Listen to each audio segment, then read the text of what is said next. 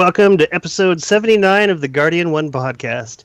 We record live Thursdays at 8 p.m. Pacific, 11 Eastern, right here on twitch.tv/Guardian 1 Network. My name is Remy, and tonight I'm joined by Crimson Warlock. Hey, what's up, everybody? Jez. Good morning. Agrios. Greetings, Guardians. And Sharks. Challenge of the Elders, not so challenging. We are going to be talking about all things Destiny, but first, housekeeping. Hello, Guardians. Thank you all for listening to the podcast, however it is that you're choosing to listen. Be sure to follow Guardian 1 on Twitter at G1Net. That's G, the number 1, N-E-T. You can also take a look at the Guardian 1 website at guardian1.net. If you do a search on bungie.net for Guardian 1, you'll find our forums group, of which we'll on their Twitter account at Guardians of D, and their YouTube channel, youtube.com/GuardiansofD. That's all I have for now. Moving on.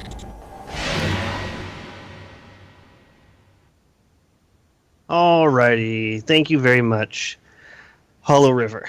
So lots of stuff to talk about today. The April update is here. Very exciting times for people who are interested in playing Destiny. Many of the people on this panel had since gone on and played other games, and I would like to take just a real quick roll call. What are you guys? What are your guys' feelings on this overall? Let's start with you, Crimson Warlock. Is this what you were expecting? Like on a 1 to 10 scale, is this what you were expecting? Is that good? And does this update make you happy? I haven't had a chance to play a whole ton of it yet, but so far it's okay. Just the light system hasn't been nice to me. I was expecting a short story, but not as short as today. The April update is here. Very exciting times for people who are interested in playing Destiny. Many of the people on this panel had since gone on and played other games, and I would like to take just a real quick roll call. What are you guys?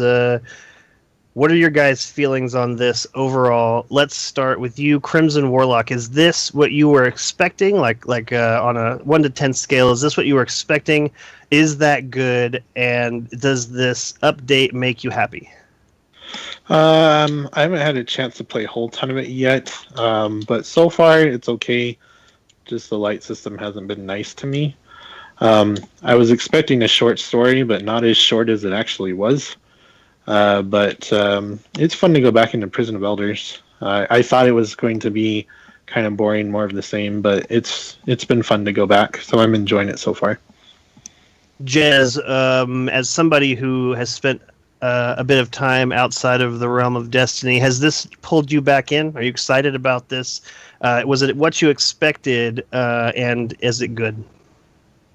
It seems to be a much time efficient way of getting the max light, but it's still Prison of Elders. I do like the just 3 bosses format in the challenge. It's much easier to digest instead of just a whole bunch of rounds of stuff.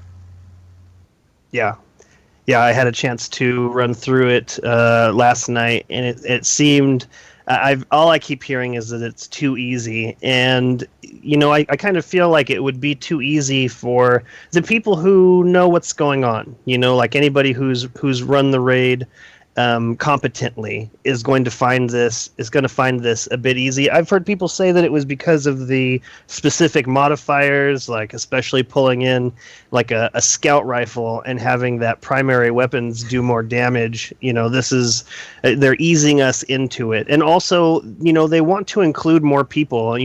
I'd be curious to see how many people have shown up for this and what their skill ranges were. Well, yeah, small arms is definitely a little bit on the very much handicap side. Agrios, you have definitely played a lot of other video games and have said on the show that Destiny is something that you're more than happy to play with friends because that's the draw for you at this point. is the friends aspect of it. So with and without friends, is this what you expected, and is it any good? For the most part, it's what I expected. I think that, everything they've done with the light system is an improvement. And if you're going to have a system like this is probably the way it should be running. Probably should have been running that way from the start. I like the new stuff and the new modes, except they're not challenging enough. Like, I'm happy with them providing something on par with the challenge level they have provided, but I fully expected there to be a more challenging version of said, activities. If this is the new things that are to keep us going until fall, I'm nowhere near close to the max light, and we still dominated the highest end thing they have right now. Just dominated it. And like you said, it could be because of modifiers and whatnot. But I still just don't think that they're making enough of a difference to, for it to be on a challenge level on par with what I would have been hoping for with, the end of endgame content right now. I'm still only really interested in playing with friends. Like, Destiny doesn't really appeal to me in sort of I want to grind up for any sort of personal goal accomplishment type thing. 2 reasons. One, because the collector side of me can't collect, so that shoots a lot of solo with time. And the other part, you just don't need you don't need the light level. Why do I need to be 335? What do I need to be 335 to do? That specifically is something that I've had to come to terms with once the going into year 2 and the higher light level. I just realized that there wasn't any real reason to be that high of a light level. I'm waiting for there to be an additional mode, an additional reason to get to that 335. So instead of it being do this activity to get to 335, Destiny needs to move to do this activity to get to 335, because if you're not 335, you're not going to be able to do whatever this better activity is. And when I've talked about this previously, I've said that whatever that activity is, the prizes at the end need to be not so light or gear centric. It needs to be something that people want in their heart, not people want in their greedy little, brainstem. The part of each of us that is grinding up for those levels, whether we like it or not. Like a Mythoclast? That's a really good point. I was gonna say, like, in the beginning, in vanilla Destiny, like, you played up to accomplish the things. Once you accomplished them, it was about getting certain pieces you kind of wanted. And then once we kind of get those pieces, we had information coming in on what was coming next, and it was the excitement of gearing up for what was next. For the last, I don't even know, longest time now, we haven't had an excitement of knowing what was coming next. We didn't have a goal that we were preparing for. We knew there's some sort of new content coming at some point, but we don't even know what it contains. Like, until just the past couple of weeks, we had no idea what, if anything, was coming in the April update, So I do think, like, that's a really good point, that not having an excitement of something you're gearing up for in the future definitely takes away from Destiny. Yeah, and I think that they can do it. I think that one of the things that we threw around as an activity that would bring people in to try and max their level is something like a faction war. Imagine for a moment if you were able to, same game that we're playing right now, same exact game, but with an additional like a game mode where you go in and you have to be 335. And I say this as someone who's watching people very steadily, very quickly rise to max light. I haven't seen one specifically right now, but we're only a couple of days into this new content, and people are out there at 333, 334. So imagine if they made it just that bit easier to get to max light, like they have, and then once you got there, you were able to take part in this much bigger, separate and different activity that you can't get to otherwise. Like this would draw me in. Something that's something that's it's clearly going to be shooty. It's clearly going to be some kind of that thing. But this would really bring like a champions level push from people. I know that it would bring a champions level push for me, knowing that I have to get to 335 so I can do this instead of 335 being what I'm trying to achieve, because it's falling flat for me. I mean, I'm excited to do it, and I'm happy that I'm gaining light levels, and it's very, very cool. I'm having a really good time in Destiny right now, partially because my friends list has just filled up with people. We're not talking like the beginning of Destiny. We're not even talking about like Crota's End. We're not talking about these levels. 4 or 5 pages of friends playing Destiny. But I got a good solid 2 pages for the last couple of days, and that's really cool. Sharks, my main man, let me ask you something. As the person that I go to in my mind for the ultimate Destiny player, like out of everybody that I know, you are it. You are the very tippity top.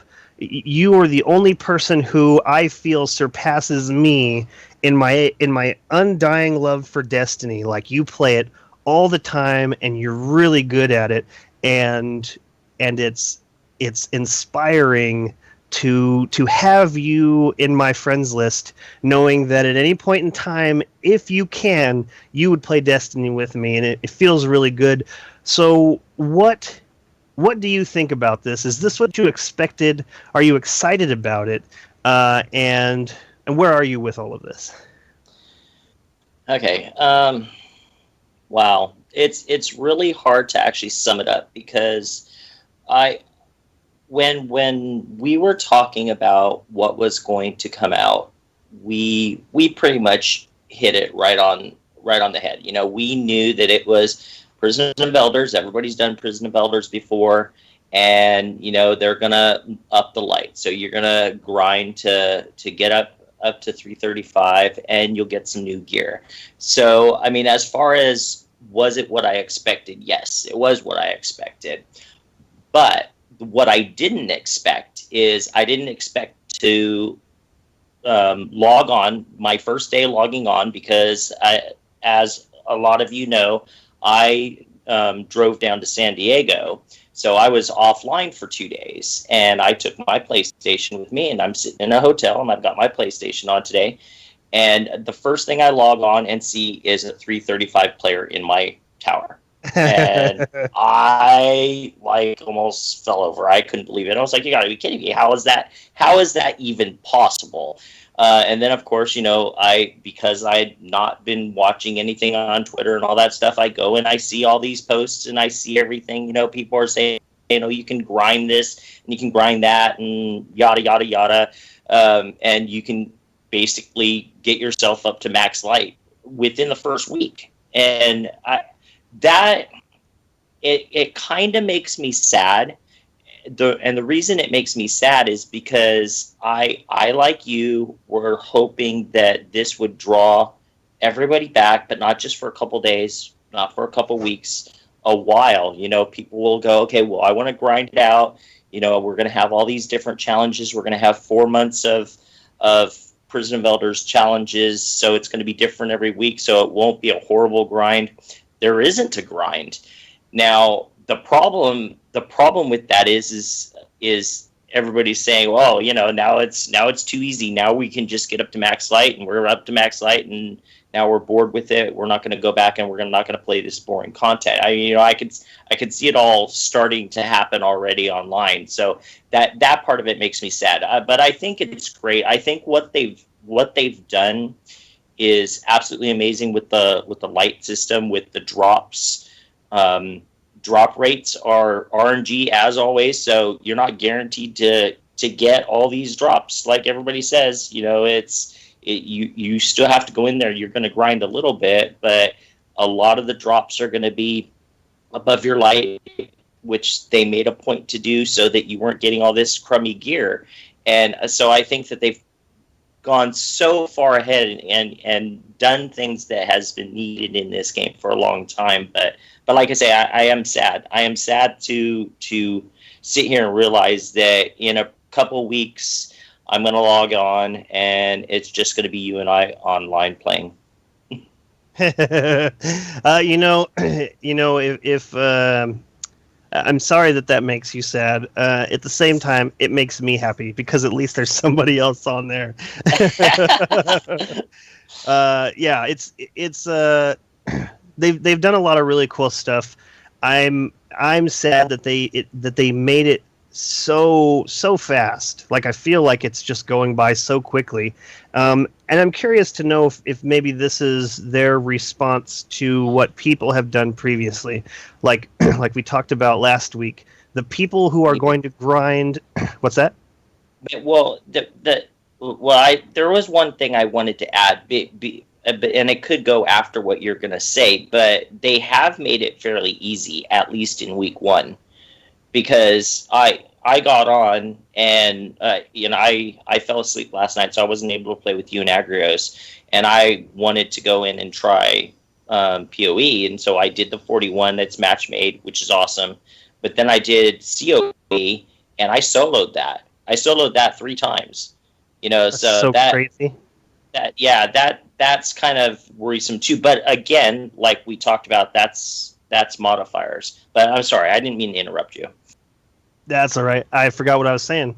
I was just happy that you'll be playing some more Destiny. Because it's I love Agrios. He's a great member of our fire team. But I feel him slipping. I feel him slipping away. And I know that he will come back when there's something to do or when there's someone to play with, because he's just that kind of cat. But I miss having Agrios being this additional never-ending tank of happiness about this. And I wait, hold on one second. I totally agree with your reasonings for not being excited about this, and so I guess on the overall, it just makes me sad that Bungie chose to do the things they did, where they changed the weapons that we've already accumulated. They've changed even the looks of some of these things. Like I totally get why you're not any longer just full steam ahead. Continue. Well, it's not. As far as that goes, it's not entirely Destiny's fault. I mean, yeah, there's a lot of things that Destiny has done that I don't agree with or don't like, or has ruined part of my experience with Destiny.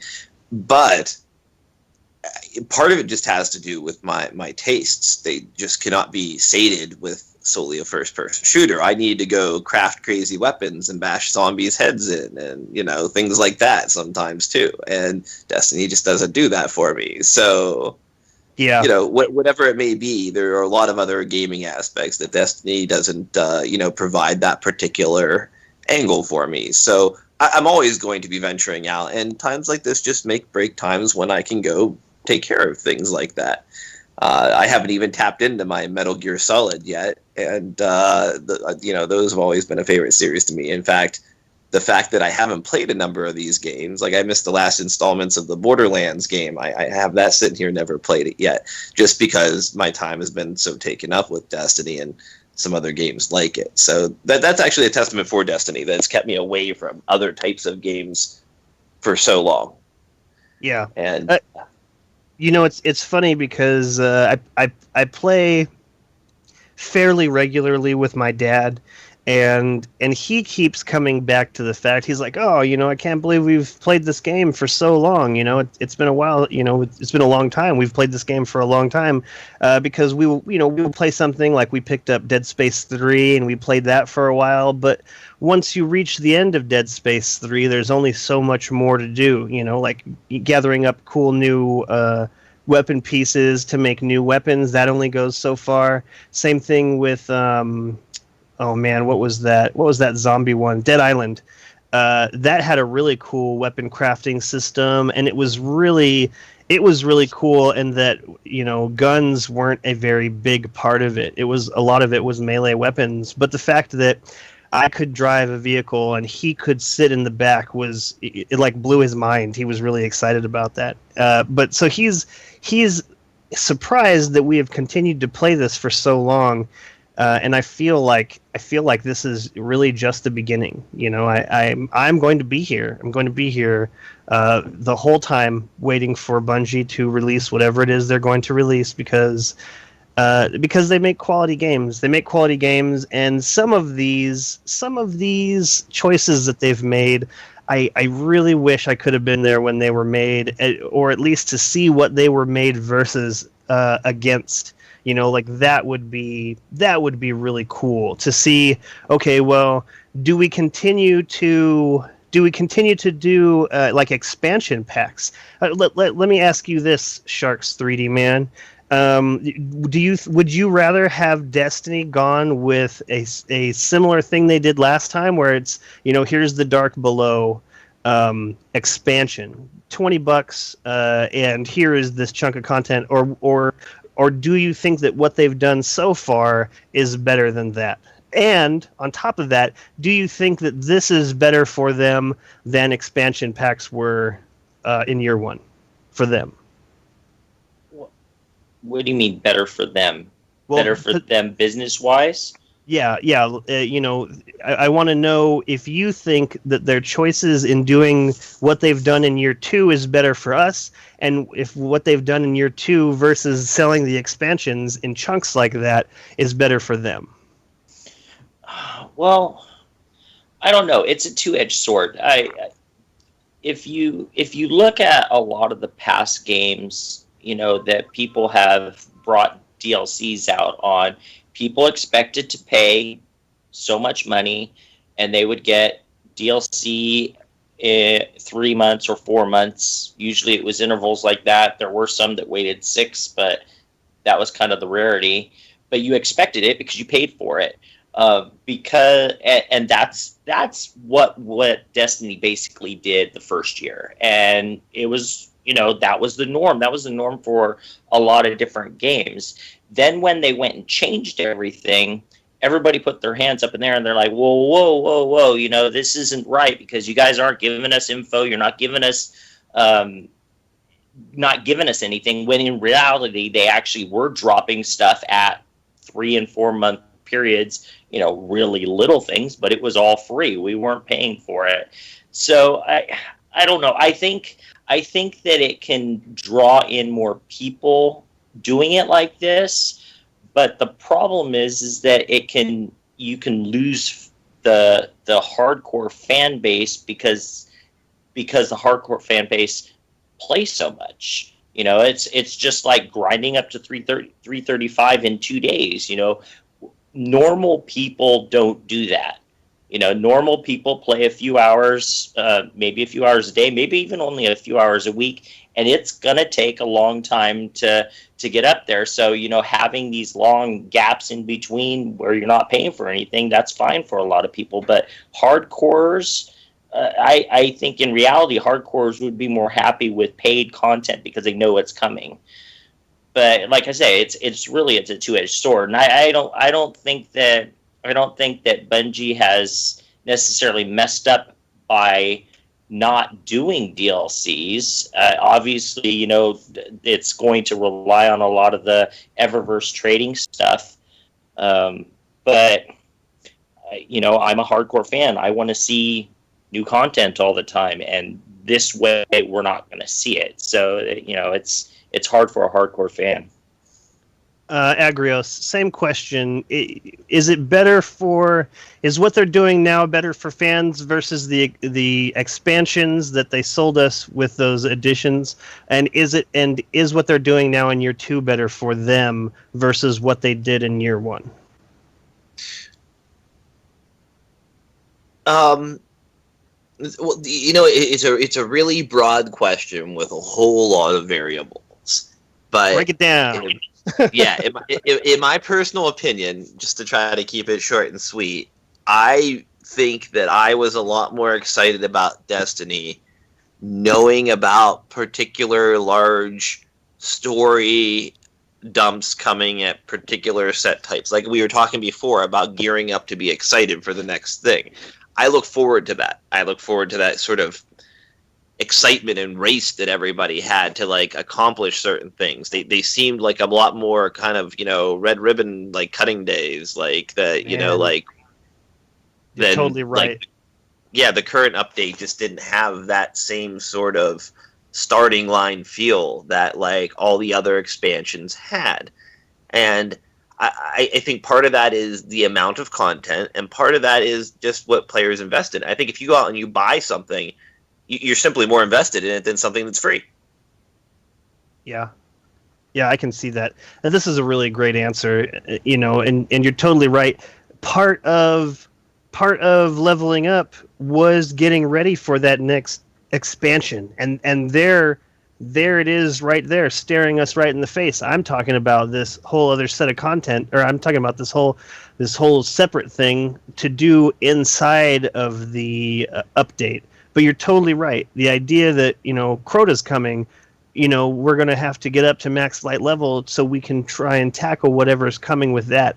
That was the grind 2, was the next update.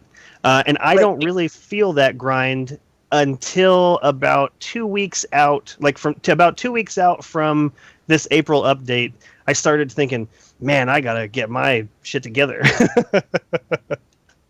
Well, it's like, to me, I'm like, okay, so now I got to work hard enough to get the right weapons and up to the minimum light I need to go tackle these things and take them down. I mean, look at the Challenge of the Elders. We went and took it down last night, and I was on, a 316, I think? Yeah. And that's supposed to be the 335, end game content, kind of, so to speak. So, like, to me, it was the first grind was to get up to the minimum to get in and tackle the end game. And then after that, it was, okay, what's going to be next to motivate me to get to max light? And the last couple of times, I just haven't had that next waiting for me. Yeah. Yeah, great answer. Thank you, Agrios. Jez, do you think that the year 1 set of content was better for us? And do you think what they're doing now in year 2 is better for them? I'm sure they're probably making quite a bit of money with that cash shop of theirs. But I think for us, our main concern is we don't have that roadmap that was set when the game launched. Yeah. Like, we don't know if anything's coming. We know something's coming, but it's more of us speculating, well, they gotta have something. It's not that we know that there's something there. Do you think that that's because they themselves were having a difficulty meeting that target? Like, they don't want to put that kind of pressure on themselves? I think I'm sure it's probably a bit of that and a bit of, well, let's see how we can work with what we have in, like, kind of experimenting on what works for them. Like, maybe what we did now was part of some bigger expansion that they decided to lop off and see how it goes over. Uh-huh. But that's kind of just assumption. Got it. Crimson Warlock, same question to you. So I've had a lot of mixed feelings. I don't know if anyone's seen the Forbes article today that came out. Yes. And I read that, and I as much as I dislike that author who talks about Destiny on Forbes, I have to agree with his stance. And the whole being able to buy Sterling packages is a win for Bungie and a lose for us, I feel, because it just made that slippery slope so much steeper. In the article, his kind of main argument is, this really is it's paid to skip content in a lot of ways. And it's going to just take the fun out of the game for a lot of people. It's going to make those people leave and not come back, just because they're like, well, there's no more reason for me to grind because I already have my chroma sets that I want, and I already have, the ship and the sparrow from it. So I don't need to grind anymore. And while I enjoy this free content, I really do kind of wish that there was for everyone a reason to grind more. Like we've been saying, that push in getting ready for the next update just really didn't seem to be here this time. And the first time I logged on, at the end of the day, the update had been out for about 12 hours by the time I logged on, and I see Taken Guardians and full Spectre set Guardians, and it's just kind of sad that all of that's done already. And Okay. You know what? There's So a flip all side to that was argument. random from the thing, anyways. Wait. I'm ready to talk. Okay, so I want to get to what your issue is with Paul Tassi in a moment, but I wanted to point out that there's actually two different kinds of people who go out and they seek the content as quickly as possible. Because I'll tell you what, I logged in like nary 10 minutes after it was launched, and I saw people in full outfits, and I thought, well, that guy totally bought that. There's no way that he could have done anything else in order to get that. And so I submit to you, and I'm going to ask this question down the line, I submit to you that there's the people who are happy to pay to skip that content, and I feel bad for those people. And then there's the people like Agrios, who I believe, and we'll get to it in a second, Agrios, I believe that he did not buy any of those, but is wanting those sets. I believe that Agrios is willing to do what he can in-game to get those, but he's not going to take this shortcut to buy them and get them. So Crimson Warlock, did you buy any Sterling packages? no, and I won't. No? I'm not going to do that, because that's what's going to give me content for the next few weeks to come by, is to get those sets that I want on my Warlock and my Titan. So I'm not going to buy any of them. I might buy some emotes, but I'm not going to buy any of the boxes. Jez, did you buy any Sterling packages? No, but the stuff that comes from that aren't what people would be grinding for. That's all, like, defense rating 3 gear. No, I'm saying though, like if we're each getting three of these packages a week, it's only going to be a couple of weeks before you have a set of something that you like, or even 2 months in, you will have a set. So it's not the grind, it's the do I buy all this right now? Maybe. Or do I let it come to me? So you didn't buy any. All right, No. Agrios, gotta know, did you buy any of these packages? Are you going to buy any of these packages? No, and no. No. And yeah, I'm not really I'm not one to spend money on cosmetics. Like, that's not really my thing. Like, I would spend money on cool new gear. Like, a lot of the things out there that have like the setups where, okay, well, the first one that comes to mind is like Helldivers. If you want to play a different character class, or like with a different weapon or vehicle, you have to pay them for that weapon or vehicle or thing that's additional than what comes with the game, and then you get it and get to use it and play with it. I'd be more apt to buy a piece of equipment like that that's unique and different than what I have than something that's just cosmetic. Now, a downside of this whole thing, it's kind of the flip side of another negative flip side of what Crimson was saying, was there's these people that can go out there and just buy all this equipment. Well, not only does that take away from them coming back and playing for however long, but it may actually kill the desire in someone like me to even bother getting it. I agree. I was going to bring that up. I'm more apt to want to wear like special armor from the different strikes that I got that are harder to get, or show that I actually accomplished something. And because you can buy these, I'm almost apt to just not wear them, period, for the sake of not wearing them because people can just go buy them. Absolutely. Which annoys me, because then I'm not going to wear the cool stuff because it kind of annoys me. Absolutely, and also not only is it easily available if you have the dollars, but it's going to be everywhere. You know, we're not talking about just my group of friends. We're talking about every single person that comes through these same portals into our tower. Like if you look at a large enough cross section of those people, you're going to find that a great deal of them spent money on these.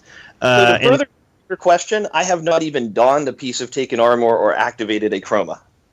I haven't activated a chroma either.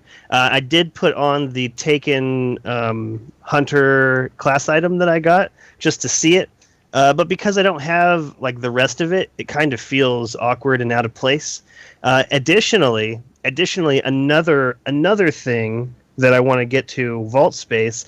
My armor is like totally filled, and I still haven't gotten to my Titan. Like I dumped all my extra armor off of my Hunter and my Warlock, and it's totally filled. So on top of these reasons that we've already mentioned, I just don't have room for these other things. No matter how cool they may look, no matter how much I've wanted to look like a Taken Guardian. Sharks, have you picked up any packages, and will you pick up any packages? I picked up 5 packages that was given to me by Bungie. Those are the only packages I've picked up. I'm How the not hell going did to you pay get for 5? this because this entire gift box that Bungie is giving to people has been broken since it launched. Some people haven't gotten any, and some people have gotten lots. Guru Fu got 3 in her post office, 1 for each character. Oh wow! And I got 2 for. I got 1 for my Hunter. No, I'm sorry. I got 1 for my Warlock, 1 for my Titan. I didn't get 1 for my Hunter, and I thought I got screwed over like everybody else was getting screwed over on. But Really, you got a bonus. yeah, I got a bonus. So yeah, I didn't get 5. I got 4. I got 4 because that's what I was because going to say about the one bonus. guy you saw in full gear, Remy. He might have just gotten 3 packages in his postmaster and went and did the one easy PoE real quick right after it launched, and then he could have had 4 pieces of gear. You know, Yeah, it's possible, but you guys, okay, there's something I have to disagree with you guys as far as people going out and paying and getting this stuff. You're not guaranteed to get any of this stuff. You're not guaranteed to get it at all. well, I mean, You're there is guaranteed to that get section the that's armor with each package. You're not guaranteed to get the Taken armor, and that's what you guys are talking about. You guys No, are we're talking about Taken. Spector or the Taken. Spector or Taken. Well, And okay, you're fine. guaranteed All right, to get yeah. one of them. But how many pieces of gear can you get? You can get 3 different characters, and you can get 2 different types of armor. And that's a helmet, that's gauntlets, that's chest piece, that's boots, and it's class item. That's a lot of variables. Like, you can get pieces for classes that aren't the ones opening them, because like Remy opened them and said he got all their pieces for his Hunter that opened the packages. Kim, I told Kim, okay, because when we were opening them up, because this is part of the reason why I brought my PlayStation down to San Diego, because I wasn't even sure if I was really going to be able to play. And I said, no matter what, I want to be able to log in and get my Sterling packages from the post office. And so I did it, and then Guru jumped on, and she was doing hers, and she's like, well, should I do it on one character or not? And I said, well, it depends. Do you want to get it on a character quicker than so that you have it, because she doesn't play as much as I do?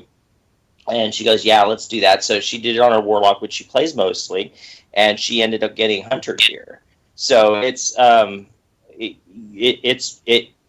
random. It's all random. And I got the same thing. I had the same thing happen when the very first gear I popped. I was on my Warlock, and I got a Titan something or other. So so you're talking about a lot of variables there, and you're talking about being able to get the same piece of armor over and over and over again too. which I'm sure lots of you have gone and looked at. More Consoles thing. He went and bought 2,800 silver worth of packages, and he sat there and he popped them all one after another, and he got lucky. He ended up getting a whole set. Did he get a whole set? Yeah, I think he got it. We don't know how much smart loot's on that. If you already have the boots, it might just be extremely likely not to give you the boots. So if because he got when he was popping it, he got 3 of the same helmet, one almost like one after another. So that the smart loot, it's RNG. It's all RNG. Now, but the thing is, like, yeah, I'm just throwing that out there, saying, you know, about going out and buying stuff. But I personally, I'm exactly like Agrios. I refuse to sit there and put money into this because, one, I want to play the game. I want to get the stuff. And the other thing is, you're not even guaranteed to get it. You know, this is this exact same crap that happened with the coming from the proud owner of the Flaming Skull. Yes, the Flaming Skull. You know, if I hadn't have gotten that Flaming Skull with the $20 that I put into it, I would have been pissed. But I thought about it afterwards because I looked on Reddit and other people put that kind of money and they didn't get it. That same thing could happen with this Taken gear that I would love to have. I'd love to see it. I'd love to have that emote, but hell no, I'm not going to put money into it. But the fact is, there's a lot of people running around with a full set of it on already. A lot of people.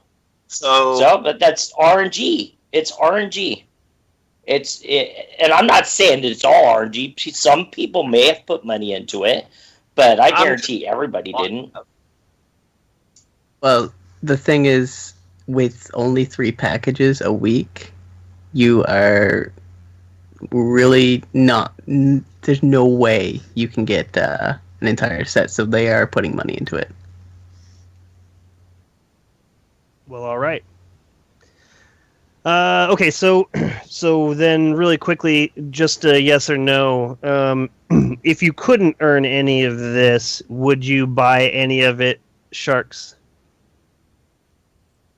Guaranteed to get it, or RNG? Let's just look at it in the same way that it already is. RNG, each of those guaranteed items, each of those not guaranteed items.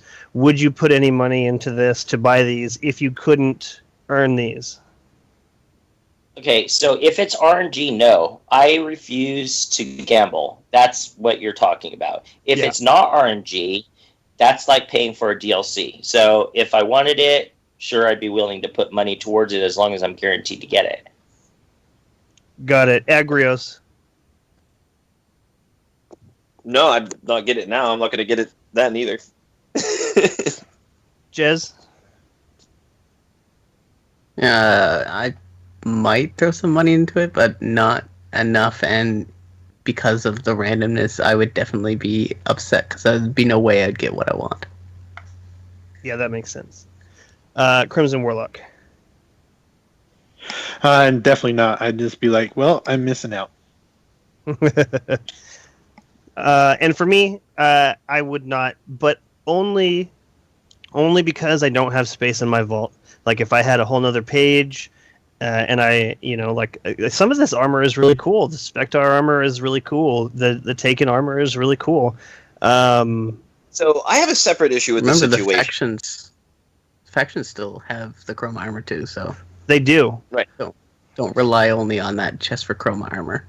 Well, it depends on which set you're going for, though, too, if you're looking for a matching set of one or the other. But, okay, so this is a separate issue I have. And it's I wanted to keep it separate from this particular issue, but it's with the ability to buy these packages. Now, we've talked about this briefly before, but the fact that, aside from the looks of these, people can just buy infinite rolls on the armor they want. So instead of, I'm just reliant on getting whatever lucky rolls I happen to get, they can just dump money in it until they get the gauntlets with the exact right reloader perk that they want or whatever. And what bothers me even more that is for sale is that we used to have reforging of weapons in the game. And this is nothing else but paid reforgement of armor. Granted, it's RNG, but if you just dump enough money into it, you're going to get the rolls you want eventually. I hate to agree with you on this, but you're right. You're totally And right. it really bothers me that they took reforging away from us in some aspect and then gave it back in a paid manner. Of a different item, but it's still reforging. Yeah, but no, wait. This goes back to the exact same comment that I was making before about RNG and getting gear. Because first off, when you buy those packages, you're not guaranteed to get gauntlets if that's what you're after. So No, how much money? How much money? You're talking about people that are multimillionaires, okay? Because you're talking about talking about lots of money. You're talking about lots of money putting in here to get these specific roles because first you're talking about. Well, I mean, first you're talking about getting the right gear, and then you're talking about getting it over and over and over again until you get either intellect, discipline, strength, or however you want to have it. Getting gauntlets with scout rifle reloader on them. I don't care what they look like. That's even more so. So then you're talking one step even further. The percentage... Not only step. You just got to get gauntlets with scout rifle reloader on them. I don't care what they look like. That's what I'm talking about. And you don't care about the perks? Well, scout rifle reloader is a perk. So if you want increased melee... I'm not talking about that perk. I'm talking about the other perk, intellect and discipline and strength. Well, yeah, whatever you're rolling for, whatever you're looking to get, right? Instead of relying on RNG, like I'm stuck relying on, you can just pay your way to get infinite rerolls on items. Okay, if you have that much money that you can spend until you get your perfect rolls, I say let the people do it. Because first off, that's a lot of money. And secondly, it's not going to affect you. It's not ever going to affect you. Well, except for PvP. It's not fair. No, it's not going to affect you in PvP either. Let's pretend we know exactly how many people are playing Destiny. And let's pretend that it's 1 million people. Just 1 million people. And how many people of those 1 million people have that much money to spend on that particular perfect role and then see you in PvP? It's never going to happen. You would never see it. This is what Dad did a video on this, and he's totally accurate in this. It's not going to affect you, so don't worry about it. That's not the angle that affects me. The fact is that they can just go pay the money to reforge, and they won't give me a reforge option in the game. They gave me the exact same reforge option. That's to go and buy purchases over and over again. And just reforge boots or whatever. So Sharks, I think what we're seeing here is that it actually is affecting Agrios, and that he's unhappy that he is not able to just dump money into that.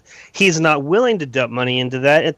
And so while you both are right, Sharks, you're right. He might never see a person in the Crucible who has rolled their perfect armor set, but at the same time, he also did not get to roll his perfect armor set. He is still at the mercy of RNG the slow way. So you're both correct, and I agree with both of you. I think that we should move on. We spent enough time on this. Lawn Boy brings up, what if they saved a ton of motes of light and got all those chroma faction armor? And I want to just say really quickly, I blew like 1,000 motes of light like 4 weeks ago or 5 weeks ago. At some point before they announced that they were having this update come out, I went through so many motes of light because I had just a bunch laying around, and I got basically crap, especially in comparison to what is out now, and that makes me really sad. How do you get stuff with motes of light? By ranking up your faction. Up to factions, and the packages are all up to 335 based on your light level, so they'll all be 1 to 5 light above your light level. So how much so motes of light does that cost? 5 motes of light gives you 100 rep. 100 Right. rep. So you need 24 times 5 to go 1 rank. So it's like 120 something. 20. 119. Wow, maybe I'll use some of my 4,000 motes of light then. I didn't know you could do that. You know, it is the most efficient way, from what I understand, is going out and farming glimmer, buying heavy ammo synths, and turning those in for rep if you want to save your motes. But both of those are good options. Interesting. I didn't know that. Wow, I can't believe you didn't know that. And you should feel happy that you didn't know that, because you would have gone crazy like I did. I was like, oh, I'm gonna rank up all my factions and get a bunch of cool stuff. I mean, I did end up getting the Future War Cult ship, and I did end up getting both of the front winged Dead Orbit ships and a bunch of emblems. And it was cool, but now that there's this new set, I was worried that they were going to change the exchange rate, and so I edged a bunch of my factions up, and it turns out that they just kept it. So you know what I've done, and the reason I probably didn't know is because I just grind. Agrios and I, or you and I, we'll just get on and we'll play and just slowly do the rep, which is dumb, but like that's why I haven't edged some of my factions over to 25 to get certain things. But today, when I was playing, I didn't want to play a whole bunch of Vanguard and a whole bunch of Crucible because I was doing the PoE. So I used something that I have had for a year, and that was the Crucible and the Vanguard rep that I could use. So yeah, it's and I still got. You mean the commendations that we used to have? Yeah, I never used them. I have a bunch of those saved up too. Yeah, so I used a few of those, but I didn't use a whole bunch of them to flip over and over and over again. So yeah, it's interesting how what people do to get to max light. That's a way to do it, right? Now here's an interesting point too. With the Sterling packages, some people are getting Vanguard and Crucible rep boosters that they can use.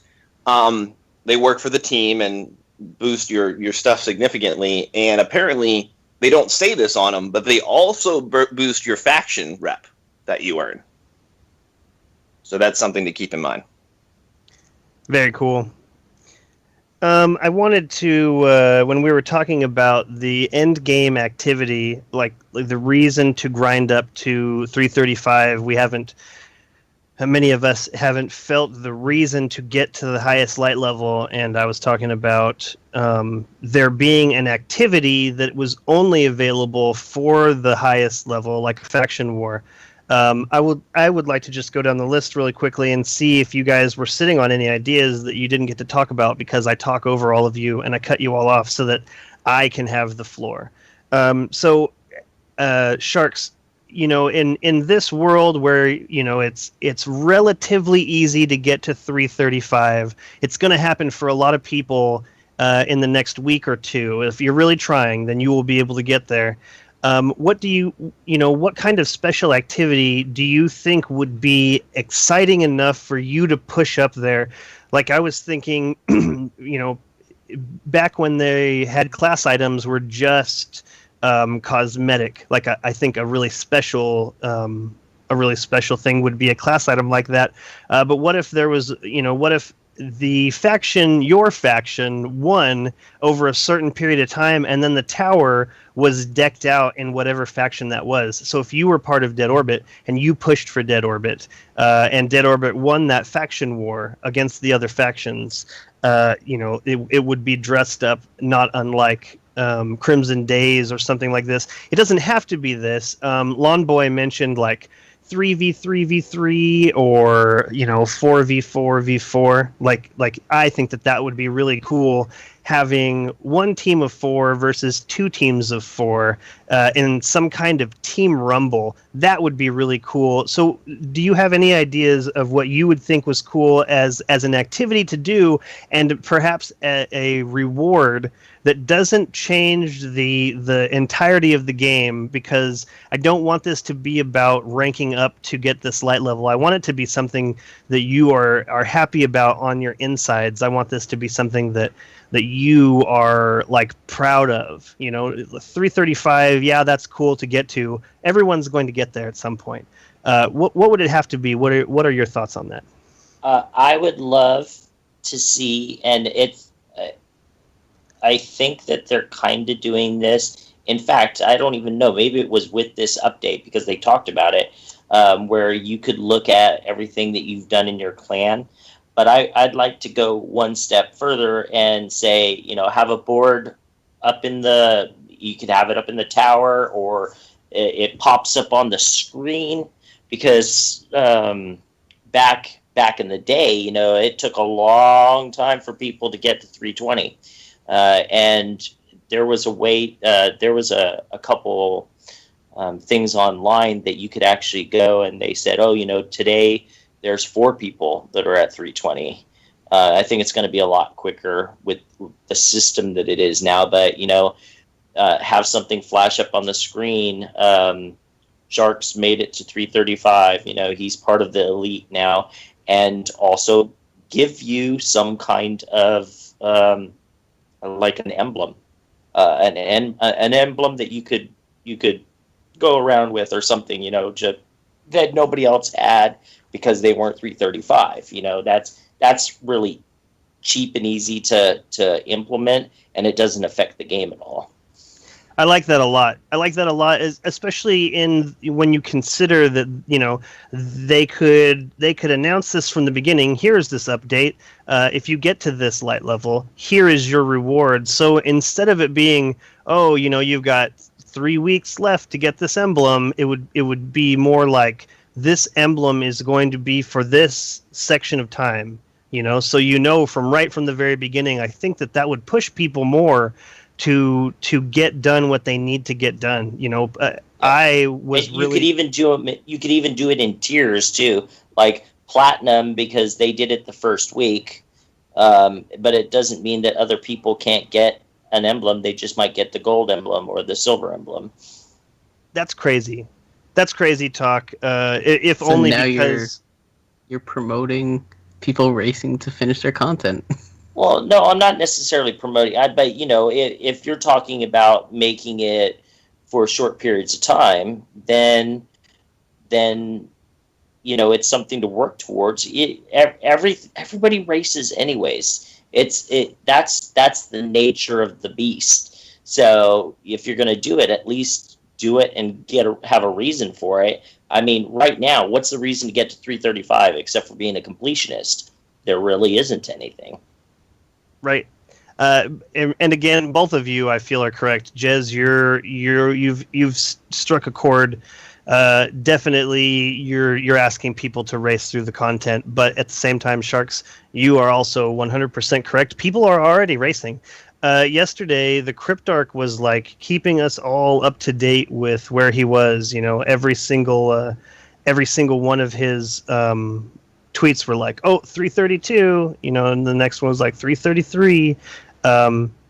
So I don't know. It's I forgot what I was going to say.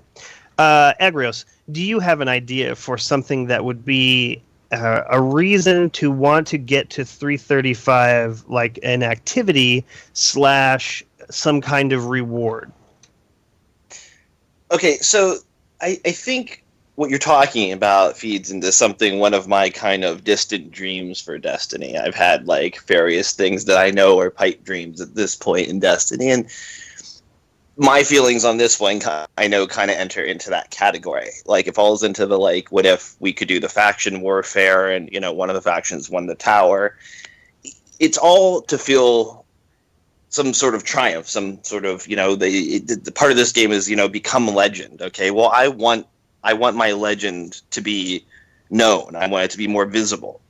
What I would like to see is some sort of medallion system, medal system added to the game. A page in my UI, when you detail me, you can flip over to see it. And I want there to be medals for everything. And I want them to be dated. Like the fact that I participated in the first Iron Banner emblem. I mean, Iron Banner event. The fact that I participated in that, I won a little medal on my medal page that says, Iron Banner I, and the date that I, whatever. We didn't have ranks then, but the date that we did something originally in Iron Banner. We did have ranks originally. Yeah, we did. They just worked differently. But, for the next Iron Banner I, and then I, and so on and so forth. And everyone you participate in, when you do the certain participation requirement or have one for participating and one for rank 5 in each event, have them dated and everything. And then, like, at the top of your medal page, you can elect, like, your favorite 10 medals to have displayed right across the top of the medal page. So your 10 most rarest, awesomest medals that you've earned can be right across the top displayed. And then in Destiny 2, I want this to translate into a Hall of Triumphs entering my apartment, so that you can walk down the hall and bask at my glory upon, looking at the walls and such. I'm really glad I decided to come back and ask this question. I almost didn't. I almost just decided to move on. But that's a really great answer with some really great ideas. Definitely things I would love to see in there. Like this. Okay. So with this system in place, how much more excited about Destiny would you be? It gives me a way to collect since I can't collect. Yeah. I would be way more excited about Destiny. Like, if part of my lack of Destiny is like meaningful things to collect of any sort. They don't really do limited time events that often and limited time items, but I understand, some of that's for balance. Like, they don't separate appearance items from physical, like, active equipment. So that makes some of these sort of reward type things difficult to make limited time. But I think with the medal system, that's harmless. And it's not a collection that anyone can ever complete. So that's not an issue. The issue is just how many cool different things you can get, not having every single one of them, because that would be nearly impossible to do if they had it set up the right way. I like that. I like that a lot. Great answer, Agrios. Great answer. Jez, what about you? Is there an activity that you have been thinking about or have since been thinking about since I started asking these other guys this question? Something that would make you really want to get to 335 to do, and what could the rewards be that would be interesting to you? Holiday bosses that drop holiday-specific looking items. Interesting. So you would race to 335 to make sure that you were able to get into these holiday bosses to get a holiday item? Well, once you get to max level, it's more about trying to look your best as well as trying to get your perfect set of gear. So if you could, like, for instance, it was Crimson Days, kill some giant Hydra with hearts all over it or something. I don't know. And you could get, like, an headpiece that looks like an arrow through your head or something. I don't know. Just something that sets you apart from what you'd normally be wearing. I like that. I like that a lot. I could definitely see that. Crimson Warlock, what do you think about this? Is there something that would drive you to 335 as quickly as possible, and what would the rewards look like? So one thing that I would love, and this would almost put in an element of crafting into the game, but you know how, like, in vanilla Destiny, you were given a random bounty from the bounty robot, and it would be an exotic quest. Yes. What I would love to see is 3, like, max level only. Like, once you hit max level, you get the first step of this exotic quest. But there's 3 different lines you can follow. And the lines can intersect, but once you're done, you get your own new exotic that you crafted from going down these separate tiers. So like, let's say the first tier you select the one on the left, then you go one on the left and then the middle and then the right. And once you're done, this is a new exotic that you crafted yourself. From what you'd have to do is you would go into an activity that can be done with a fire team of 3, but it would almost be like a raid boss where 2 other fire teams can join you. Like you can do it with a fire team of 3 if no one else joins up, but these other 2 fire teams can join up in the middle of the fight. But once the raid boss is dead, then you get the material that you need to complete your quest. And this happens every 2 weeks. You can hit the next tier and keep on going. And you have so many possibilities. Let's see how many exotics I can make, or how many legendary weapons. If exotics are too hard to make, make them legendary weapons that we craft, but make it that's the reward for being that tier. But the way that you craft it, especially if it's legendary, is the perks that you decide to add into it. So each tier is a specific perk bubble reward, or it has, you get this set of 3 or this set of 3 or this set of 3 on that tier to choose from. So that's what I'd love to see. I really, really like this idea. I really like this idea in that I feel like it could definitely exist in the ecosystem that Bungie has placed, because there would really only be a finite number of options, right? So like let's say that there was like a visual aspect and then a spec aspect. So like you could choose if it was going to be like blue stock and like yellow whatever the other parts of the guns are. And then you could choose to, whether you were going to focus on some kind of stability or impact. Like what if you chose, in your choosings, what's most important to you? Impact, range, stability, reload, or how much ammo it has. And then you could go down the line like that and really design your own. Like this sounds like a really great idea. Something that, like people would spend a lot of time trying to come up with the perfect one. And everybody could make these because that there would be people making videos about this. Here is the path I chose if you want to make this specific weapon. I really like this idea, Crimson Warlock. Thank you for sharing. Okay. Does anybody else have anything on this before we move on? Excellent. I wanted to, before we get too far, I wanted to share a story with you guys. This is Destiny related, but it starts off not so Destiny related. So this last weekend, I was out with the family, and we were at a Casper Baby Pants concert. For those who don't know, Casper Baby Pants is Chris, the singer from the Presidents of the United States. They've all gone their separate ways, and the singer is now making like children's music. And it's, I don't know, hearing it for the first time, I was like, this is like unplugged Presidents of the United States. And it's really good. And, having all of these younger kids, like there's only so much Tool and Pantera that I can listen to around them. I want them to also enjoy just kid music. They're kids. They should enjoy that. And so we were out at one of these concerts. He plays solely in the Pacific Northwest. He loves playing for these people.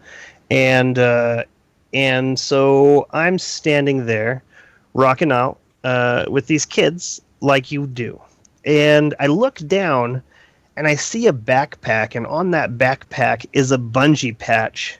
And I thought, man, that is so awesome. Right next to that Bungie patch was this. It was like an inverted Destiny symbol. Like instead of the symbol for Destiny being where there was material, It was everything around where the Destiny stuff was, and it was like safety pinned to this bag, and I thought, oh man, I bet this is a Bungie employee. Like it's not 100% certain that it was, but I just felt in my soul that this was a Bungie employee, and so I knelt down next to him. He was sitting on the floor with his kid, and I tapped him on the shoulder, and he turned over to me, and I said to him, "Hey, I'm really looking forward to the April update," because I thought that it would be really cool if he was a Bungie employee,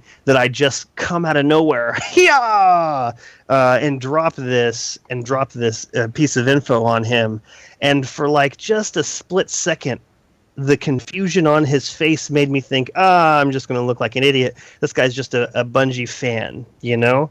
And then he got a smile on his face, and he's like, "Oh yeah," and I said, "Yeah, I'm a really big fan of Destiny. I have my own podcast. I talk about Destiny every week, and we've been, talking about everything that's going into this update." And he's like, "Oh well, thanks, man." It turns out his name is Pat, and he is one of the lead cinematics for Destiny, and he's been there for 8 years. So he worked on ODST, and he worked on Reach, and I sat down and had a really great conversation with him. His wife Lisa, who was also there, was one of the German localization team. She was part of that team who helped translate everything that was going to be put into the German version. And if you guys get a chance, I haven't done this yet, mostly because my life is hectic. I got kids everywhere, diapers and screaming. He said his favorite part about the game, audio-wise, was the German version of Varix. He said it's probably on YouTube, but he also said that Destiny shipped with like 8 different languages, and so it's not impossible to think that it's on the disc. So he really loves the German version of Varix, and so I'm going to check that out. But so I talked with him about how crazy it was that they just left it up to the community to tell Destiny's story. I told him that in the very beginning it was rough for me wanting to know about Destiny but not wanting to put the controller down to go to the computer to read these grimoire. I didn't want to do it, but through this, they've got people telling this story for them, and as much as it vexed me to begin with, it really is magical when somebody like Bife comes along and puts these and weaves these stories together through basically what are like first-hand accounts or little bits of audio data, which may or may not be true. Like any of these things could be just what that person remembered, not what actually happened. But this is part of like how stories get passed from generation to generation. And I said that was really exciting, and it was a big gamble. A lot of people were pissed off that Grimoire is not in game. And I said to him something crazy I came across in Destiny just the other day, and I meant to tweet out about this. Was that there's a mission that Amanda Holiday gives you where she says that she's never seen a thrall in real life. She's only seen them in videos. And so I said to Pat, I said, this is crazy, because if Amanda Holiday, who works every day with Guardians, they see me every day, and I'm seeing Thrall every day. If she's never seen one except for in videos, what the hell do the people in the city think are going on? Do they have any idea how screwed we are? And he brought up, well, they kind of have to, because this is the last safe city. It's not like you can just go to another city on this world. But if she's never seen one except for in videos, there's just a really huge disconnect there. And I commented on how crazy that was, and he's like, "Yeah, that's a pretty interesting little tidbit." And I said that I really loved the game, and that I'm I'm excited about. I mentioned. I mentioned The Division as a game that I really wanted to play, but because the world seems so bleak, even if we defeat this virus, someone's got to clean up all this disgusting biohazardous waste. It just weighs on me, and I couldn't do it. And I said, it's not like we have a traveler hanging out above the country right now. And he's like, yeah, it's nice to have that. It takes you out of reality. Division's a little too real. I forgot where I was going with that. But I said to him, I'm really excited because sometimes I like to look on I like to tell people that work at Bungie pieces of information and read the look on their face, because it's like saying, oh well, I know you were arrested last week, and they're like, wait, how did you know this? And so I said to this guy, I said I can't wait for us to take the fight to them, when we leave our solar system, to actually push back against these evils. And one of the things I've noticed about every Bungie employee that I've come across is that they all have really great poker faces. Like I have yet to really stump anyone, or even make them blink or flinch. And so he's like, yeah, I'm holding my cards pretty close to my vest, but that sounds pretty cool, and so you just need to talk to one of the audio team members because they'll spill everything. Right. I need to accidentally run into that guy. Yeah. But it was really cool. It was really cool meeting them in such a very, odd venue. Like we were both there to watch this Casper Baby Pants, and I did it. Like I thought about tweeting it out. I thought about taking a picture of his backpack, and I'm going to do this next time something like this comes up because I want to generate more conversation. Like many of you who are following me at Dear Bungie could have given me cool things to say or to ask, but next time I see something like this, I'm going to like for this specific example, I would just take a picture of his backpack and tweet out who thinks that this is a Bungie employee and who thinks that this is just a fan, and then see, start the conversation there with you guys, because I don't know, I don't want to say that I get starstruck, but it's difficult to keep my shit together because there's so much I want to say to these people who are working on something that is so very much a part of my day. Destiny and diapers. That's my whole thing. Destiny and diapers. That's my whole day. In that order too, sadly. But yeah, it was really cool, and I wanted to tell anybody who's listening to this in the Pacific Northwest that Saturday, the May 14th, Saturday, May 14th, at the Neptune Theater, Casper Baby Pants is playing there. And if you're interested in coming down and chit-chatting with me and hanging out and enjoying some nice kid music, please do. I think it's like $7 after charges to get into this thing. But the Neptune Theater, I mean, if you're in the Pacific Northwest, you know that it's a cool theater, and he's looking to sell it out, and I want to help him do that. So if you're interested, May 14th, come down. We'll chit chat about Destiny. We'll enjoy some really cool kid tunes, and then we'll go our separate ways. So with that, why don't I throw it to Agrios for the news. Agrios, what do you got for us?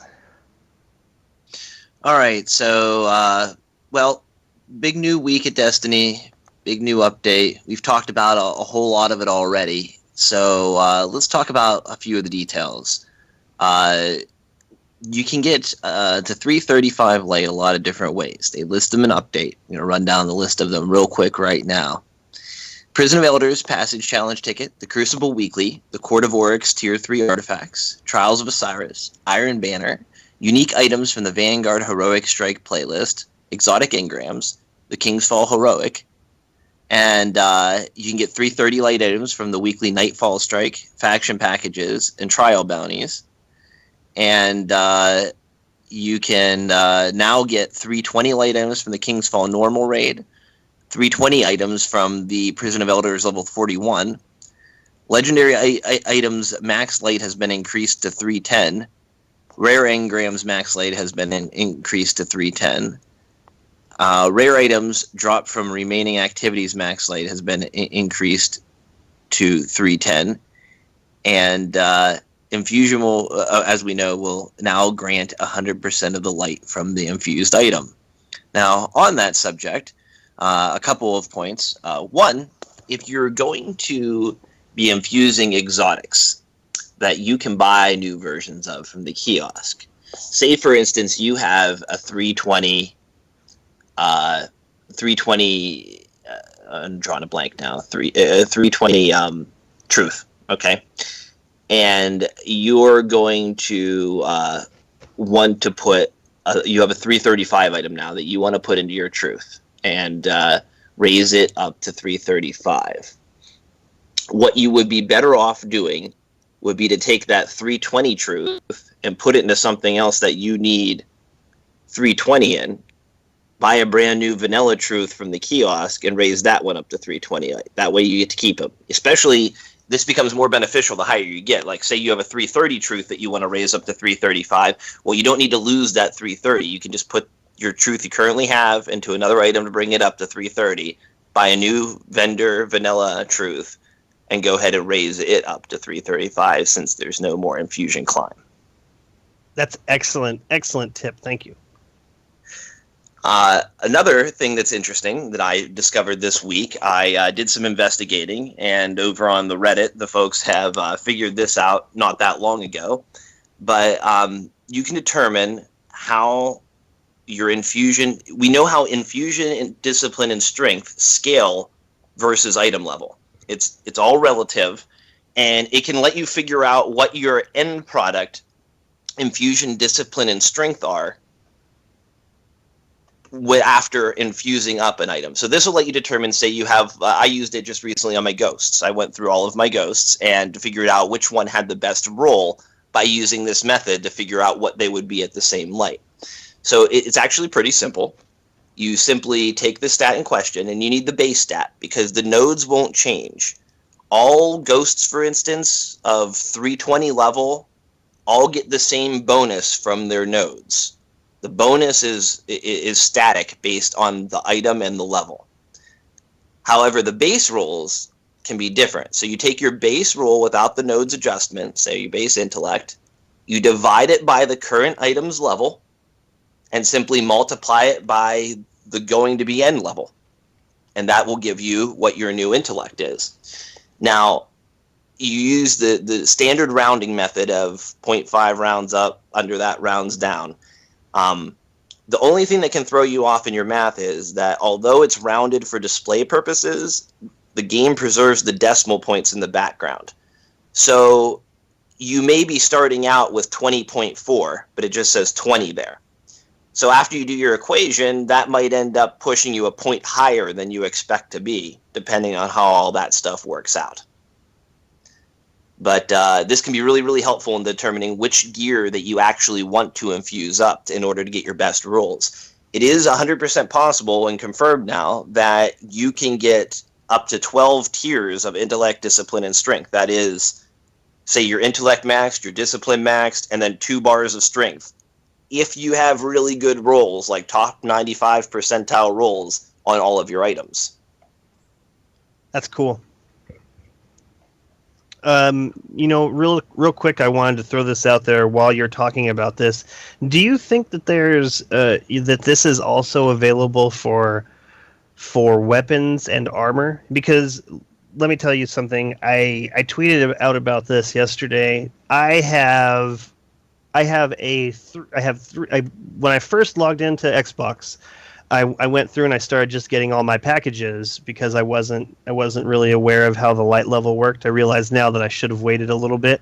But on the Xbox, I got 3 chest pieces at 320 And I really, really want my hunter to be Dead Orbit. I feel like that's the way I want to role play this character. My hunter wants to split and find somewhere else to go.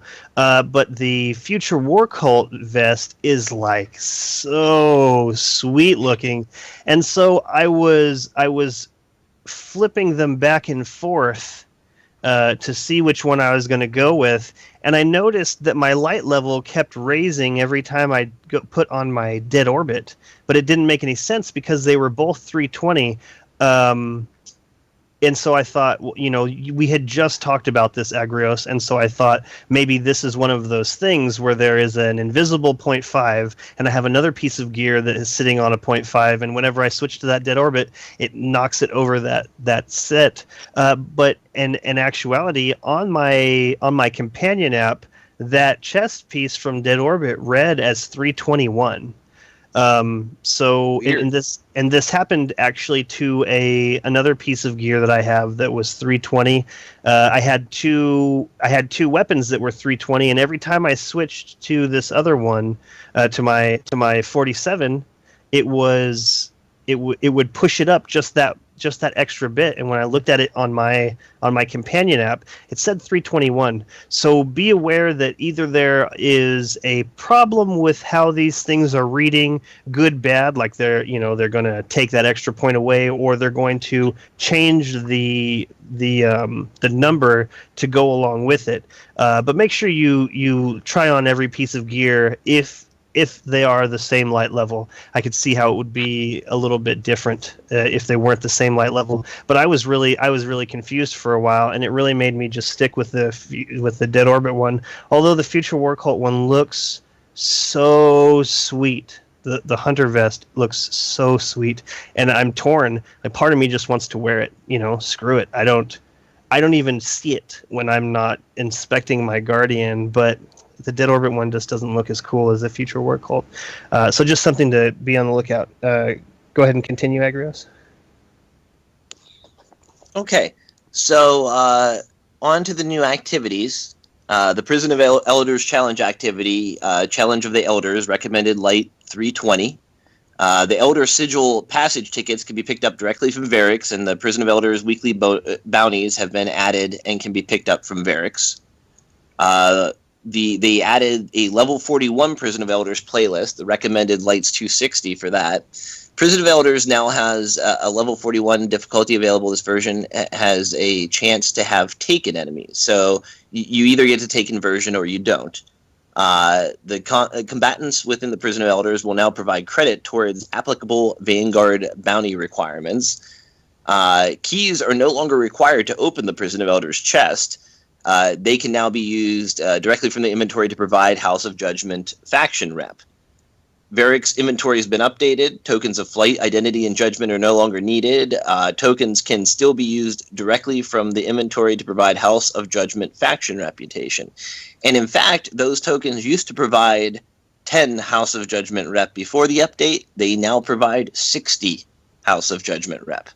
Ooh, so that's a fancy. pretty substantial increase. Yes. Armor and weapon cores are also no longer needed to purchase items, can now be used directly from a player's inventory to provide House of Judgment faction. No word on any change on etheric light uses, though. Got it. So PvE activities include increased special ammo drop rate in all PvE activities to offset the reduced inventory for shotguns and sniper rifles. Now, this is a fairly large issue within the community, how the decisions made primarily for PvP are negatively impacting Destiny's PvE. It's for a variety of reasons, and it's pretty commonplace at this point for people to be running out of ammo in events they're used to doing, like the King's Fall raid. I immediately noticed ammo issues after the update. We were running, it didn't even occur to me either, but we were running the Vault of Glass, and we kept running out of, like, right after the time change and everything like that, Oh, wait, I guess it wouldn't affect us then, would it? Oh yeah, it hadn't been put into place by that point. Yeah, it hadn't been put in place. So that was just coincidence that we ran into a little bit of ammo issues there. But later in the day, then, I definitely, when we were running the prison and stuff like that, you could definitely feel the ammo situation. And I was running a sniper this whole time with surplus. So people who aren't running a surplus sniper, I could only imagine what they are dealing with in particular. How do you guys feel about the changes to special ammo and their effect on PvE activities, both new and old? Remy? Okay, so I like it. I like one of the things that really excited me in the very beginning was the idea that you could run out. You know, I always carried on me a scout rifle that had shoot to loot on it because I imagined myself all hunkered down and there's a bunch of enemies and I've run out of ammo for my, you know, I've got one shot left, and so I'm like scouring the landscape looking for extra ammo, and you know, and I have to really dig deep to snipe it and pick it up, and it's that kind of thing is cool to me. I definitely felt it really a lot in the Prison of Elders. There was definitely some scrounging going on there. It doesn't really feel too much. Where it hit me was in my truth, in PvP. Without boots that give you extra ammo, truth gets 2 rockets. With boots that give you extra heavy ammo, truth gets 3 rockets instead of the 4 that I'm used to. So that's sad because I like to send some warning shots to people. You know, I'm not really going to pretend that I kill 4+ people every time I get those, but now down to 3, I don't know. It's rough. Sharks, what do you think about the new ammo economy? Well, I mean, I love the whole thought process of the ammo in Crucible. We talked about that before. I can't tell you what it feels like because the only Crucible I've played this week is Mayhem. So there was no problem with ammo. I forgot how crazy it was. As far as the PvE aspect of it, I have heard the same things that Agrios has read about people having issues with it. It must not be a global scale because all day today I was running a lot of different types of PvE activities, and I didn't notice it, whether it be on a strike or in Prison of Elders. But that doesn't mean that it isn't there. Well, I personally haven't noticed it. What was that? Aside from the drops, there's also the issue of your sniper holding a lot fewer bullets, and there's people mentioning things like situations in the raid where you may not be where the enemies that are dying are and dropping ammo, and you're not getting ammo and not being in a situation where it's smart to run out to where the ammo is dropping from. And this wasn't a situation in a lot of these old events that they were ever put into. Yeah. I mean, I haven't done. I was offered to do a raid today, but I didn't do it. I could see that being issues.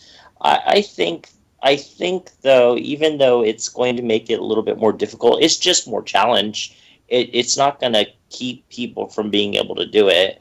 It's just going to be an adjustment period. But yeah, I mean, I like the changes. I like the changes overall. It may make it a little bit harder here and there, but overall, I like them. Jez. Well, the only problem I can see is some fights like Golgoroth, for instance, seem to be very focused on, okay, now you have a DPS phase where you don't see any enemies, and you're just stuck shooting primary ammo. I know even in Prison of Elders, I was running out of primary ammo. So it's a little bit harsher. I don't really see much of a challenge in it when you're just more thinking, well, now I got to run around for a bit until I see a white brick. Yeah, I guess that's what people aren't describing it as being more challenging, just simply more annoying. I do know that I was using synthesis more. I mean, maybe it's a way to get people to use them more. Crimson Warlock. About the only change that I've noticed from all the PvP things is my bad juju hits like a truck again, and I like that. I don't really use snipers other than my black spindle, so I mean I'm not really feeling an ammo change there. So yeah, so far I'm not minding the changes, but I wasn't a big PvP person to start with, so. Agrios, and then moving on. I really wish, like I like them being joined, but I wish they would find a way. They've already started to, so I think they just need to embrace the separation of PvP and PvP. I mean, Crucible is an organized sporting event between Guardians. There's no reason why you can't just simply state there's more roles in the Crucible, like you're only allowed to have this many bullets for your sniper at one time. You know what I mean? I don't think that breaks immersion horribly in something like that.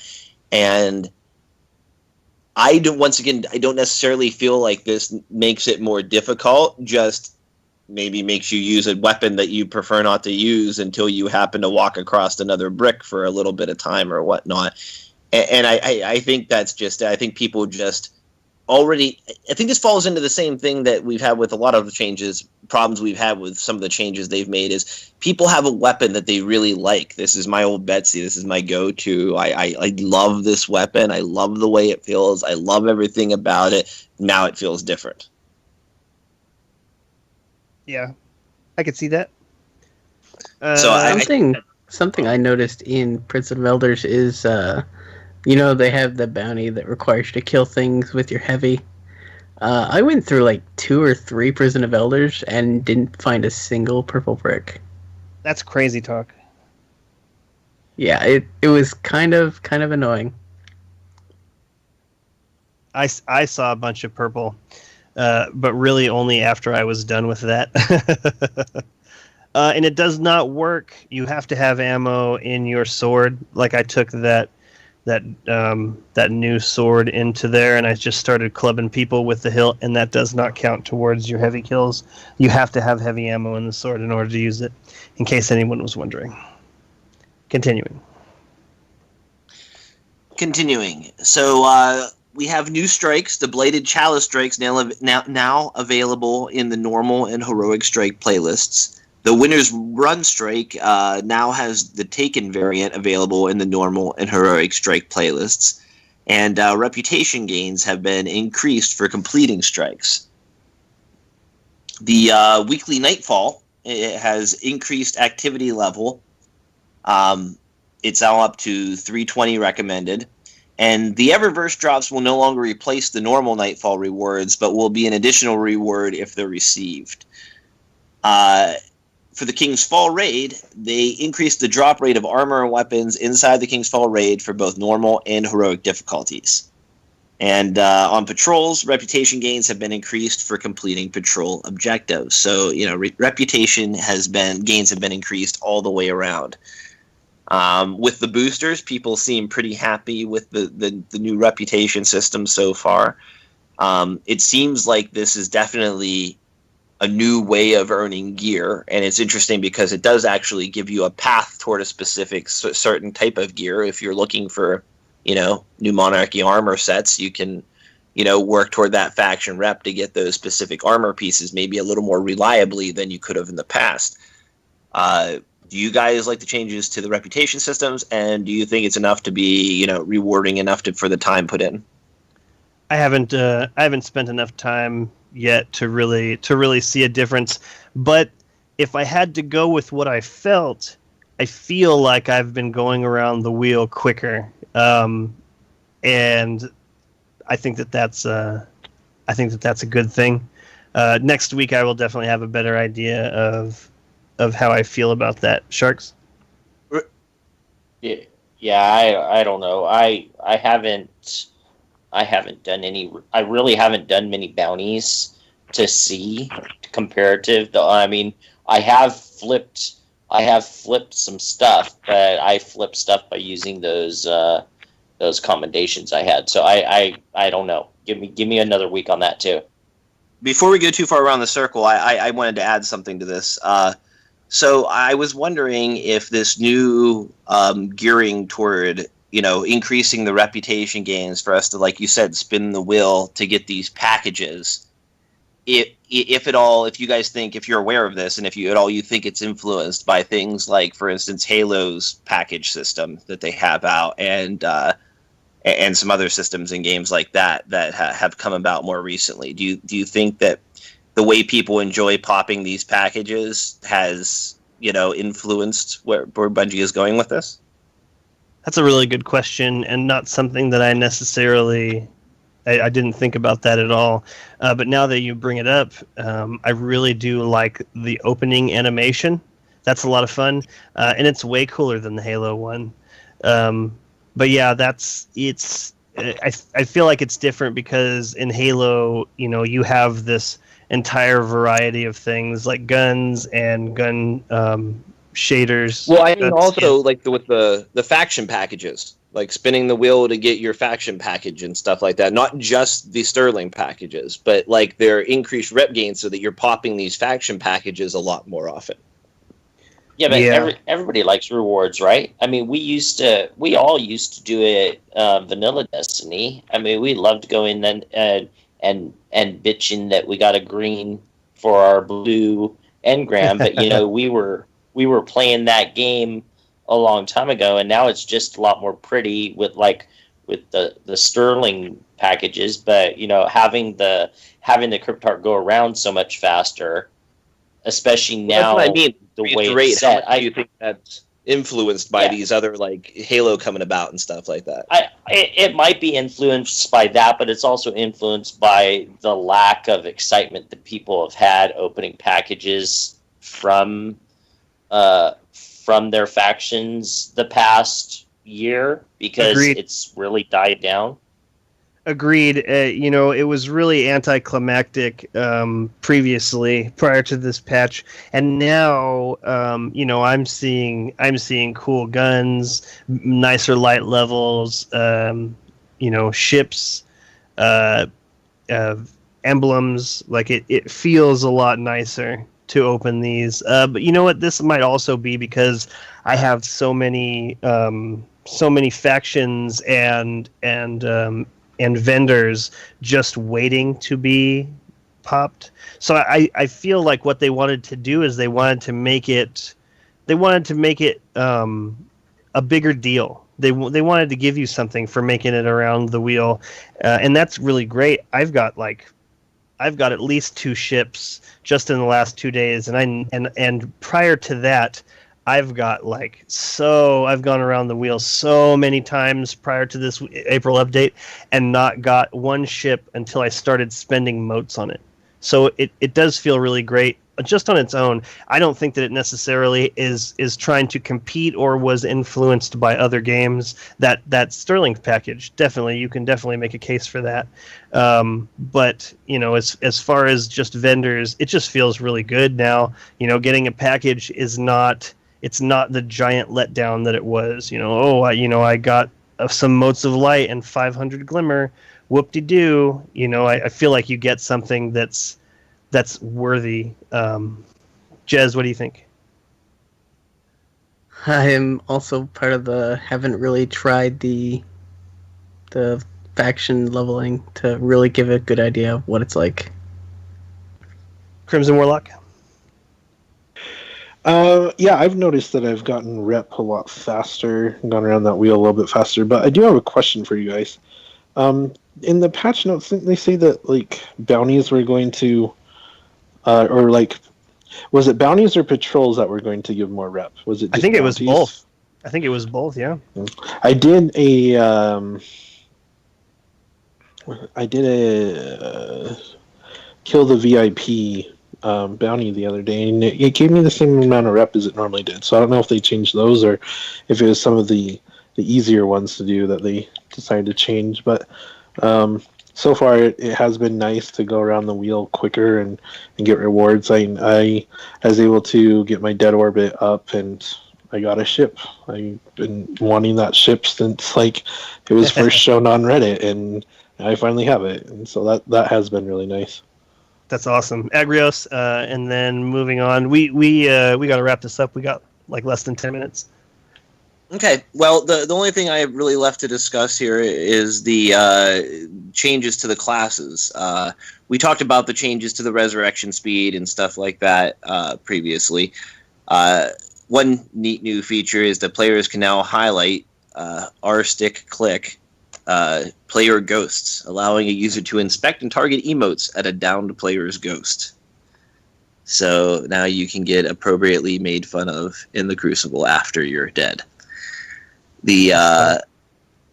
For the hunter with the Night Stalker, they fixed an issue where summoning the ghost while evading would interrupt Shade Step. This is called Shade Step glitching, and it was used by high-level players in the Crucible as a means of evasion.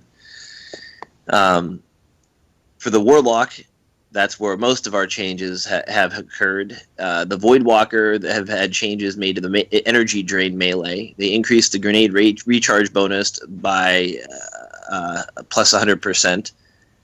They reduced grenade recharge duration to 2 seconds, was 5 seconds. Reduced bonus recharge provided by mastery, the hunger, to 2 seconds, was 6 seconds. Lifesteal now triggers when damaging an enemy with energy drain. Soul Rip now triggers when damaging an enemy with energy drain. And Embrace the Void now triggers the energy drain effect and restores a significant portion of health when killing an enemy. This has been a pretty decent buff to the Warlock, and with the proper build and a scatter grenade, you can get your grenade back in like 7 seconds if you kill an enemy and the right setup. So it's pretty OP. For the Sunsinger, to the melee Scorch, the Flame Shield now has increased the cooldown by 33%. It no longer maximizes player armor for its duration. The Flame stat, they removed +1 armor stat. For the Solar Wind, it now reduces the cooldown by 66%. It adds +1 recovery stat. And Brimstone now reduces the cooldown of Scorch by 66%, and its explosion damage is increased by 86%. For the Super Radiance, they increased the grenade energy regen by 1 to 3 grenades, depending on discipline.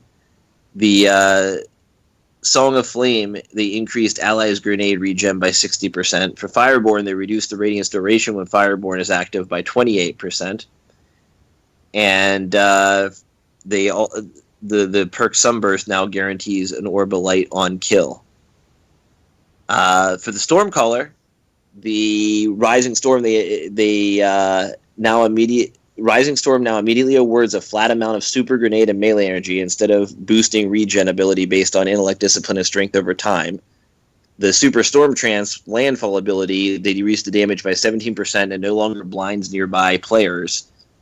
And Pulse Wave, they added +1 recovery stat. Feedback, they removed +1 armor stat. Transcendence, they reduced the time in Storm Trance by 17% and no longer removes the cost of actively throwing Arc Lightning. Electrostatic Mine increases the damage nearby enemies take when Storm Trance is active by +100%. And also, they reduced the super recharge bonus when near allies by 25%. So these are a lot of changes to Warlocks. How do they feel afterward? Do you still love your lock? I haven't really used it yet. Sharks? Well, I haven't tried any of the bad stuff. But as far as like the Voidwalker, I mean, when I was doing my my COE earlier, I was using Voidwalker and I was just ripping through people. So, I mean, as far as the buff for Voidwalkers, it's great. The nerf for the other stuff might really, really suck, possibly, but I don't know. We'll see what happens. Jez? I don't really do with Warlocks too often, so I didn't step glitch, so my class is unchanged. Crimson Brolock. I've felt a difference in the Sunsinger as I've been playing it, but do love the Voidwalker changes. They're pretty awesome. Agrios, moving on. I need more experience with them to be certain whether I like them or not. I haven't tried any of them in PvE yet, and I haven't really tried anything but my Sunsinger in PvE. So, but yeah, that remains to be seen on that. That's about all for the news in particular, as far as what's currently going on. Check out the videos, the movies of the week. There is a rap battle, the actual Universal Remote versus No Land Beyond in character rap battle is the winner this week. It's fairly amusing. Honorable mentions are a real life Destiny Crucible encounter, and I rather liked the Destiny Karate Kid using the emotes in the reef to do with a little bit of audio from the Karate Kid. It's pretty amusing. Deej wraps it up by telling us that the next point on the horizon is an update we're cooking up for the fall. I've seen it. I'm excited about it. I will say no more for now. So that's about all he actually says about it, but he does refer to it as an update. And our friend River pointed out that, previously they were referring to this as an expansion. And this could just be semantics, or, plans can change. What do you guys think about that? I think it's going to have to wait until next week. Shoutouts, starting with Sharks. Sharks, shout out. Sharks is sleeping. Sharks. All right, Sharks doesn't Already get a cut out. he had places to be, people to see. Agrios, shout out. Oh, shout out to my fire team. Sharks needs to get back in his place so we can tear through all this stuff we need to tear through. I'm ready. Let's do it. Let's do it tonight. Okay, my internet was dying. I'm sorry. I'm back. I want my shout out too, and I am going to be on today. My shout out goes to DJ Savage. It's a dude that sniped Agrios like 8 times in a row during Iron Banner, and he befriended us. And I was playing some trials and some other stuff, and he wanted me to do some raids. And he's a really good guy. So shout out to him. I think it was more than 8 times. I'm pretty sure he was in my lobby for more than one match, and I think for maybe 2 games. Every time I died, he killed me. That's got to be good times. Jez. Shoutouts to Verix, yes. Also, that sick burn by Nolan Bot. Yes. What happened to kill them back? Yeah, that was funny. awesome. Crimson Warlock. My shout out tonight's to D-Bolg. He's a Guardian 1 member, and he ran me through Challenge of Elders earlier tonight and helped me gain 5 light levels. So that was pretty awesome. Just Thanks, the two man. of you? No. Who else was with us? God Bears was with us as well. God Bears. Yep. Excellent. My shout out is to Pat and Lisa, the people who I bothered while they were out in the world, to talk to them about Destiny. Really every Bungie employee that I ever see out in the world, they are as ready to talk about Destiny as I am, and that feels really great from a fan standpoint, knowing that the people who are in charge of this of Destiny's Destiny, knowing that they are as excited about talking about it as I am, it really helps keep my fire lit, knowing that it's not like, oh, man, I just worked 22 hours in a row, I don't really feel like talking about Destiny. I know they worked 22 hours just previously, and they still are excited about it, and that's part of what Bungie is, and that's how they find the people that they have working for them is passion. And when you're doing something as cool as Destiny, I feel like it's really easy to keep that passion because look at what they're doing. Look at what we're doing. You know, we're going to come up on 2 years here. You know, in less than 2 months, this podcast will be 2 years old. That's crazy. That's crazy. So yeah, Pat and Lisa and Magdalena, their daughter. Thank you very much for a very pleasant experience on top of a very pleasant experience. And that wraps up episode 79. I would like to thank everyone listening for tuning in. I hope you enjoyed the show. If you have any questions or suggestions for topics to be discussed on the show, please leave them in the comments below or send them to feedback@guardian1.net, and we will see you next week.